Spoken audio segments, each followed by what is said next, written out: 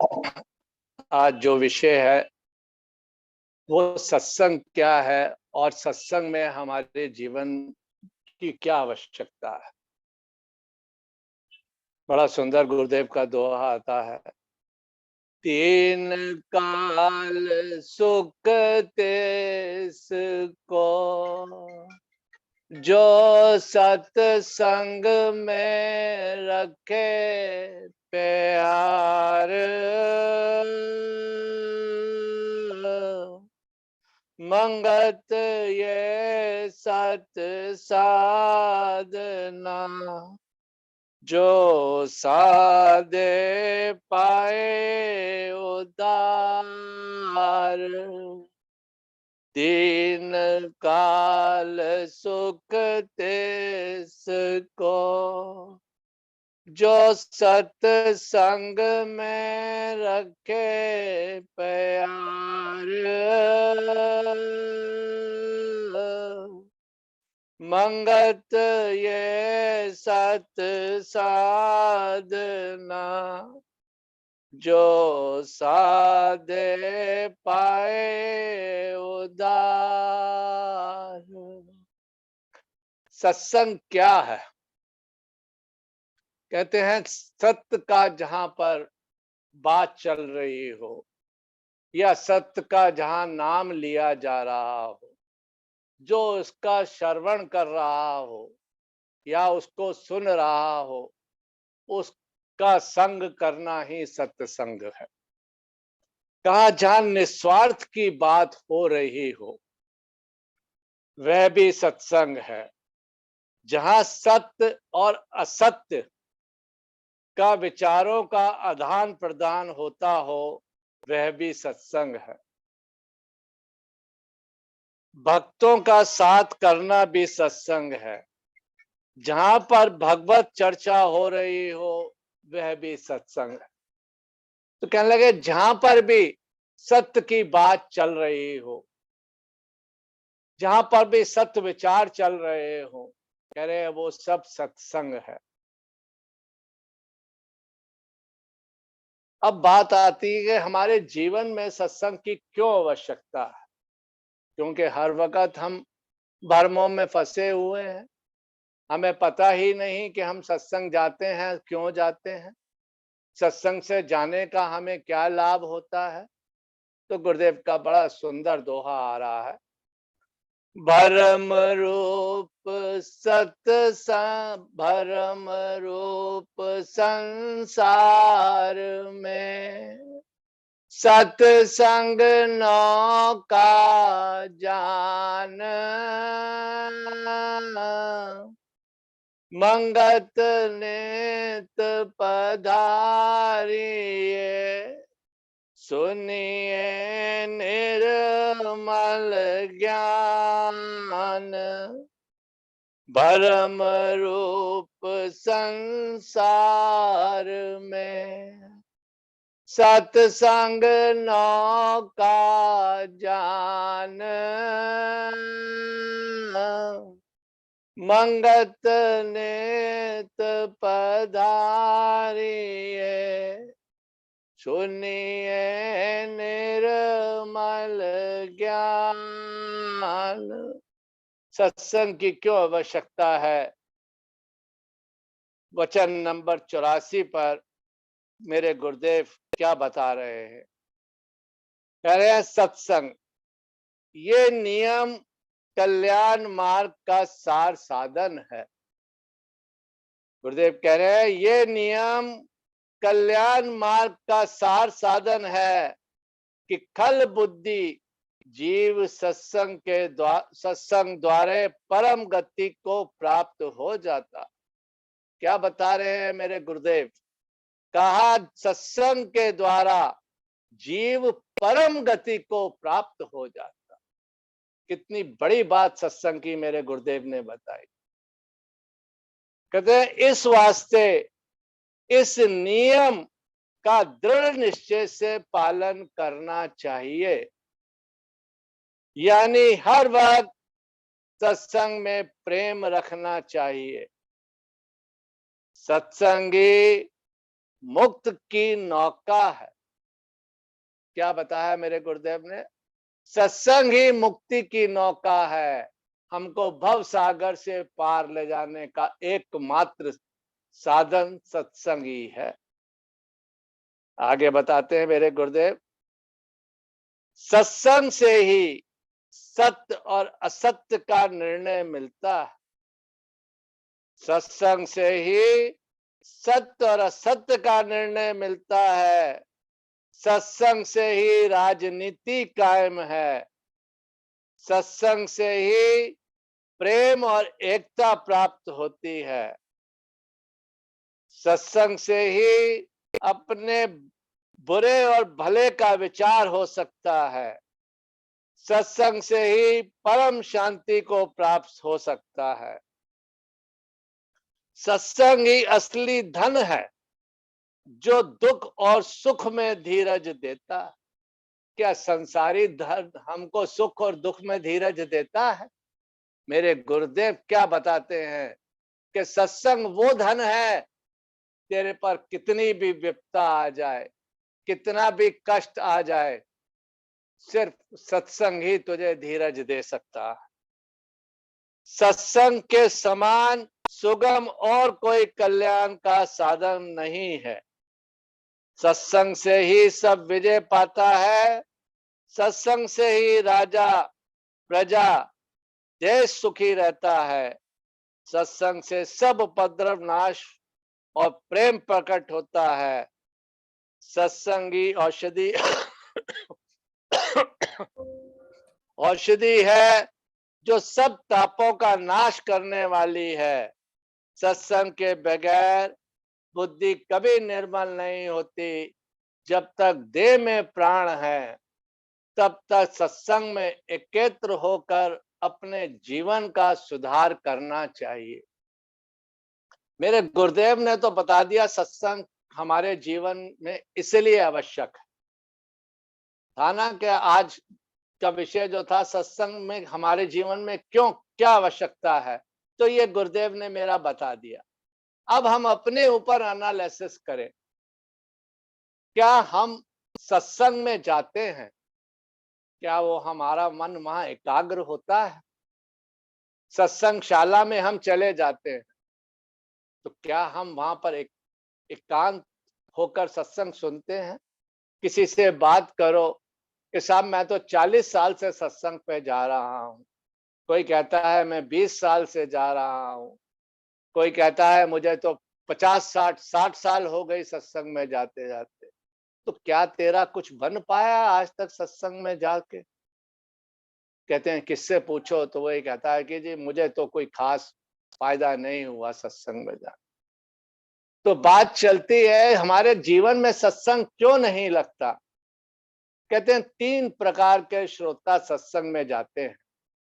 एक वो श्रोता जो अपने कल्याण के लिए सत्संग में जाते हैं, जैसे मेरे गुरुदेव ने प्रथम लाइन के अंदर ही बताया था कि सबसे पहले जाके सत्संग प्रारंभ होने से पहले जाकर अपना स्थान ग्रहण कर लेते हैं और अपने मन को एकाग्र करने का प्रयत्न करते हैं।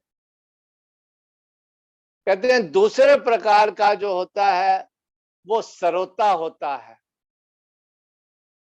जो सुपारी काटने वाला श्रोता होता है ना, कहते हैं उस प्रकार के जो दूसरे प्रकार के श्रोता होते हैं कि वो जा सत्संग तो सुनना नहीं, उन्होंने सिर्फ किसी पास वाले बैठे हुए प्रेमी को ही डिस्टर्ब करना है।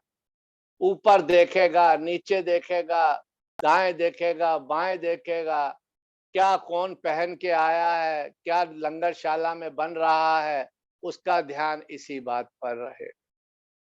और तीसरी बात, तीसरा श्रोता जो होता है वो सोता होता है कि उसको तो जाकर देखना है कि कौन से पिलर के सहारे मैं टेक लगाऊं और मैं निंद्रा ले लूं, या कोई ऐसी दीवार का सहारा ढूंढता है जहां पर उसको जगह मिल जाए। इसी के ऊपर एक बात चल रही थी। कहते हैं एक प्रेमी एक डॉक्टर के पास गया। डॉक्टर से कहने लगा डॉक्टर साहब मुझे नींद नहीं आती, कोई दवाई दे दो। तो डॉक्टर साहब ने उसको बड़ा सुंदर सी एक औषधि बता दी। कहा कि तुम सत्संग पर जाते हो उसने कहा नहीं जी, सत्संग पे तो नहीं जाता। उसने कहा तुम सत्संग में जाया करो। तो प्रेमी सत्संग पे गया, वो एक पिलर के सहारे बैठ गया और 5 मिनट के बाद ही उसको नींदरा आ गई।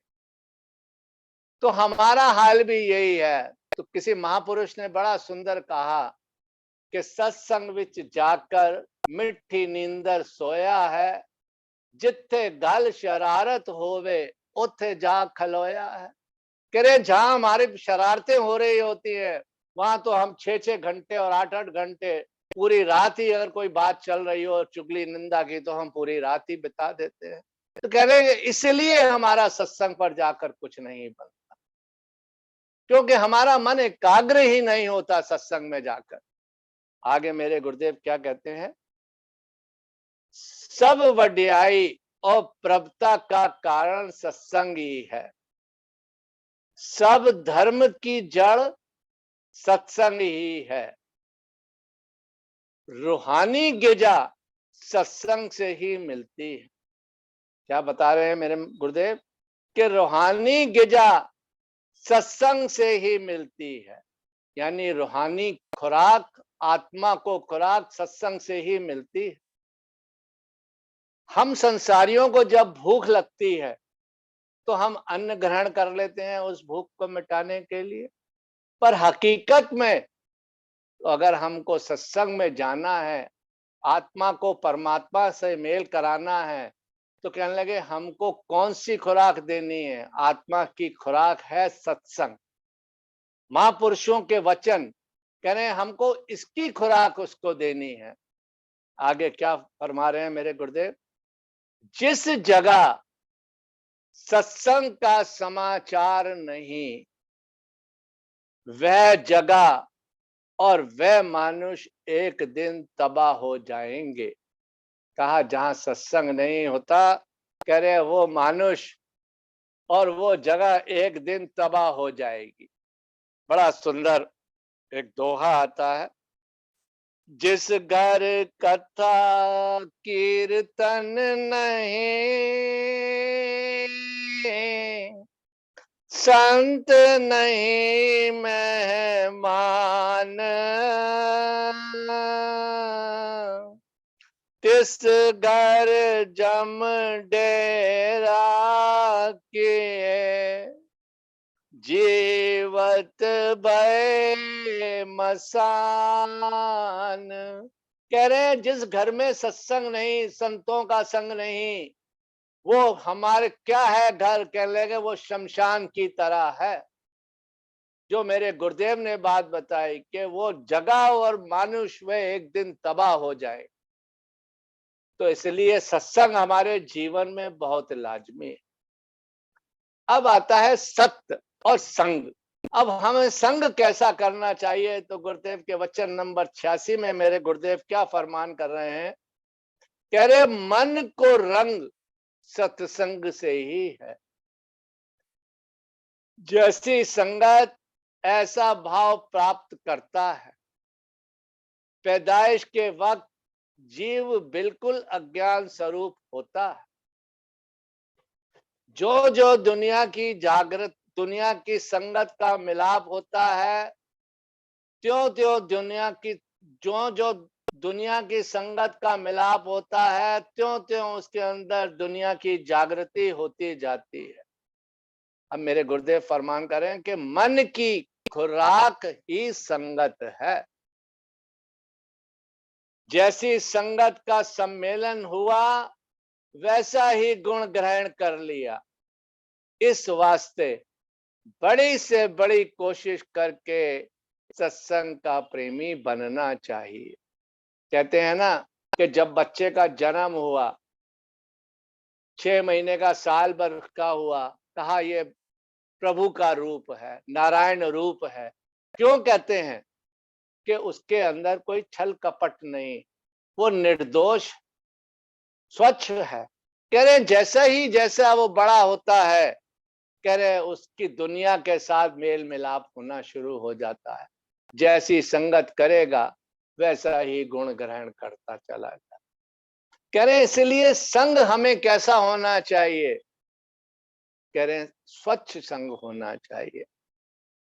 कहते हैं विष्णु भगवान ने और नारद मुनि जी की वार्तालाप चल रहा था, संग की बात चल रही है। तो विष्णु भगवान से नारद भगवान ने कहा कि महाराज, सत्संग संग का क्या महत्व है?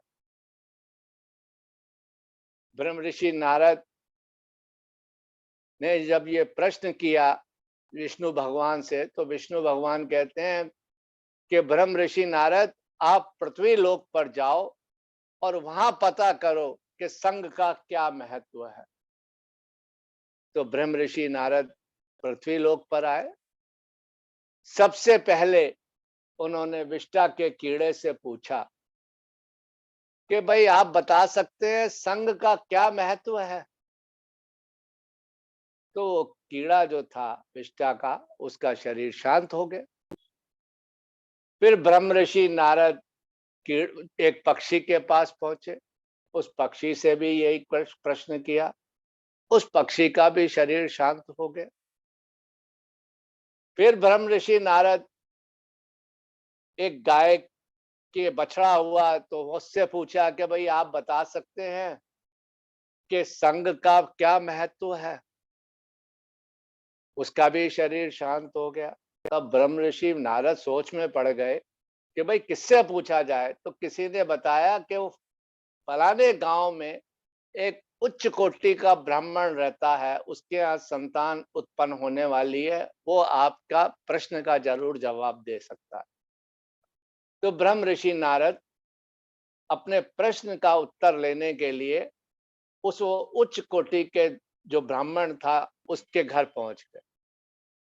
वहां जाकर पूछा कि भाई यहाँ किसी बालक का जन्म हुआ है? तो उसके पिताजी ने कहा कि हाँ, मेरे बालक का जन्म हुआ है, वो अंदर है।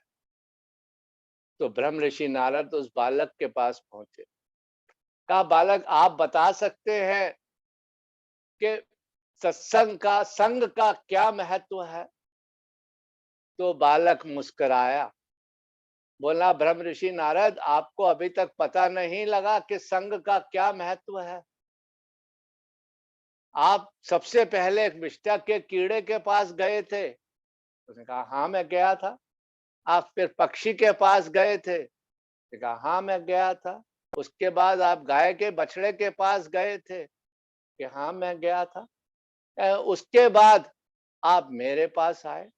तो कहने लगे वो सब मैं ही था, आपका संग हुआ तो मैं विष्टा से पक्षी बना, पक्षी से मैं आपका संग हुआ तो मैं गाय का बछड़ा बना, और अब मेरे को गाय के बछड़े से जब मेरा संग हुआ तो मैं मानुष योनि में आया। तो कहने लगे संग का कितना महत्व है। संग कौन सा होना चाहिए? जो दास ने पहले बताया, जहां सत्य का चर्चा हो रही हो, जहां सत्य की बात हो रही हो, वो संग है। कहते हैं सत्संग संग से ही हमारा अच्छा और बुरा बनता है। हमारे जो संस्कार हैं वो हमारे संग के अनुसार ही बनते हैं। बात चल रही थी, एक बार बात इससे और समझते हैं कि एक बहुत उच्च कोटि का कहीं पर आश्रम बना हुआ था, वहां बड़े बड़े संत जाया करते थे। पास में ही एक मोची की जो चमड़े का कार्य करता था, उसकी दुकान थी। वो कभी सत्संग वत्संग पर नहीं जाया करता। वहां से जब संत निकला करते थे और वो आश्रम में प्रवेश करते थे, तो वो देखा करता था कि बड़े बड़े संत आ रहे हैं, सब उसके बिल्कुल दुकान के पास से ही निकल के जाते। कहने लगे समय आया, उसका शरीर शांत हो गया। जब शरीर शांत हुआ तो उसका खाता चेक किया गया। देखा कि जिसने तो कभी सत्संग किया ही नहीं, कभी कोई अच्छा साथ भी नहीं किया, इसको ले जाके नरकों में डाल दिया गया। अब जब नरक में डाला गया तो वहां जो नरकी जीव अपना कष्ट भोग रहे थे, वो सबके सब शांत हो गए उसके के जाते ही।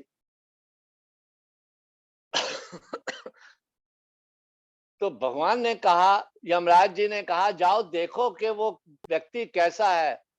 जब वहां देखा गया तो बताया गया कि जी वहां जो नरकी जीव जो नरक भोग रहे थे वो भी सब शांत हैं और चहक रहे हैं। तो उन्होंने कहा देखो इसका खाता फिर से चेक करो कि कहीं ना कहीं हमसे कोई गलती तो नहीं हो गई। तो जब उसका खाता चेक किया गया तो पता लगा कि उस खाते में जो लिखा हुआ था कि उसने सत्संग नहीं किया, किसी का अच्छे का संग भी नहीं किया, पर उन महापुरुषों की, उन संतों की रज जो थी वो उसके ऊपर पड़ी थी, तो इसीलिए वो पार हो गया। कह रहे हैं सत्संग के शाला में जाकर अगर सत्संग की धूड़ी भी हमको मिल जाए तो भी हमारा इस संसार से आप हम बेड़ा पार हो सकता। कह रहे हैं सत्संग की इतनी महिमा। आगे बता रहे हैं मेरे गुरुदेव, हजारों वर्ष की तपस्या इतना फल नहीं देती। क्या फरमा रहे हैं मेरे गुरुदेव?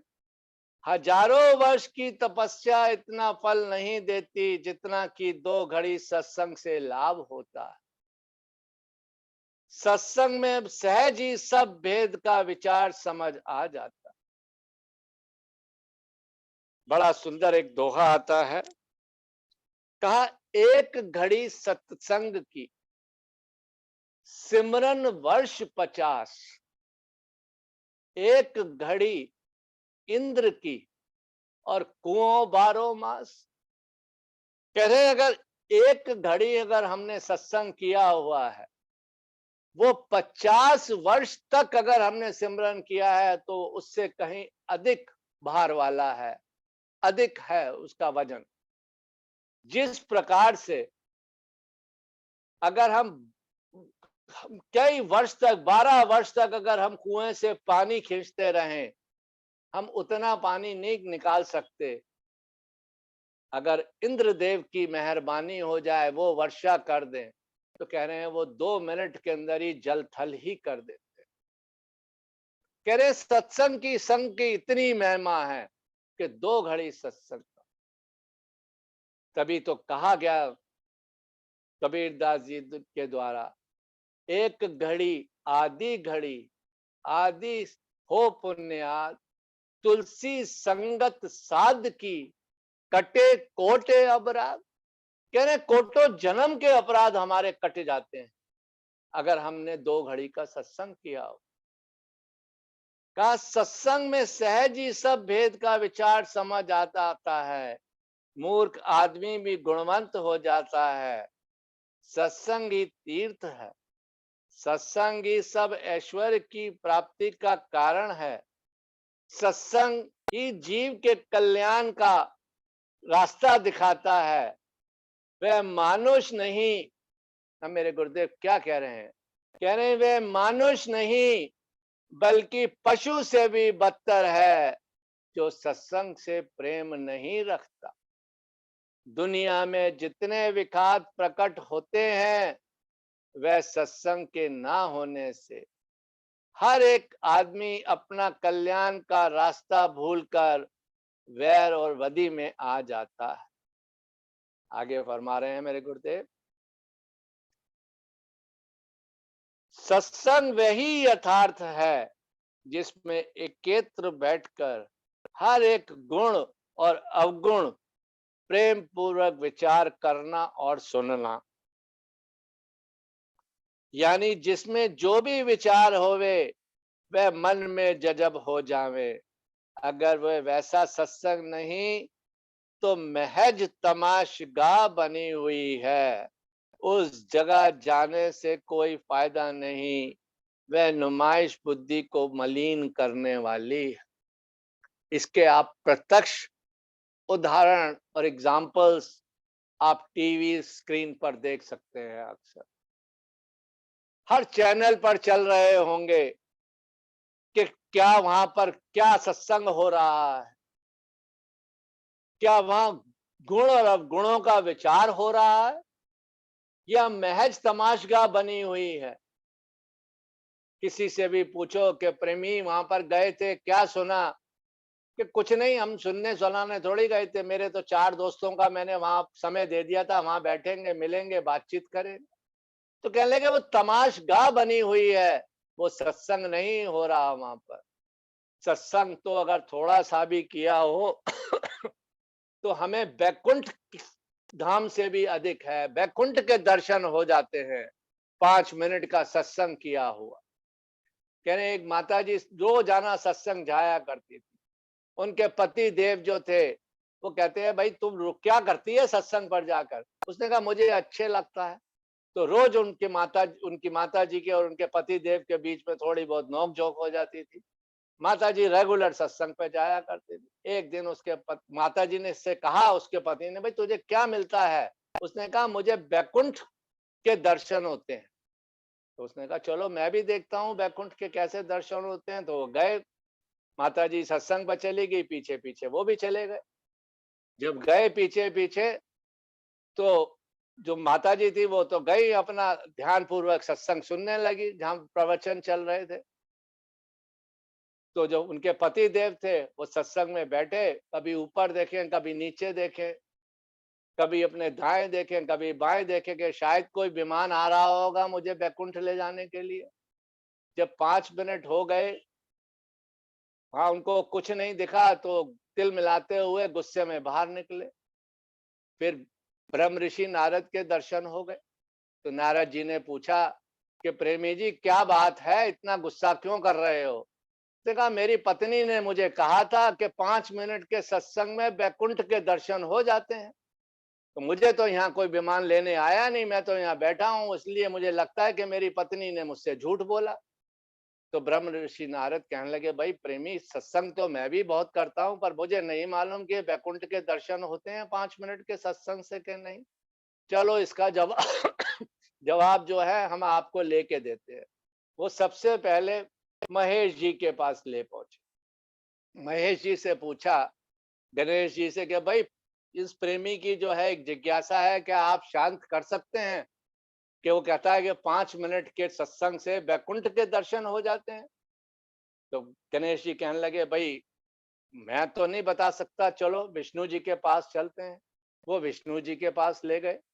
तो विष्णु जी ने सुना कि ब्रह्म ऋषि नारद भी आए, गणेश भी आए हैं, तो कोई बात तो जरूर होगी।